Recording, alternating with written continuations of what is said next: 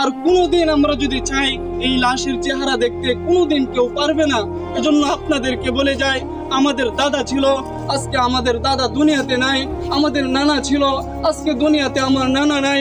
অনেকের বাবা দুনিয়ার জমিনে ছিল, আজকে আমাদের বাবা অনেকের হারায় গেছে। এজন্য আপনাদেরকে আমি এই জানাজা থেকে একটা মেসেজ দিয়ে যেতে চাই। যারা আজকে মনে করতেছেন যে দুনিয়ায় আমার জন্য আসল, এ দুনিয়ায় আমার, আল্লাহ তাআলা বলতেছেন আমাল হায়াতুদ দুনিয়া ইল্লা মাতাউল গুরুর, যে দুনিয়াটা হচ্ছে একটা ধোঁকা, এ দুনিয়ার সব কিছুই ধ্বংস হয়ে যাবে। আমাল হায়াতুদ দুনিয়া ইল্লা মাতাউল গুরুর, যে দুনিয়াটা ধোঁকা। আজকে তোমার স্ত্রী, সন্তান, আত্মীয় স্বজন এরা সবাই ধোঁকা।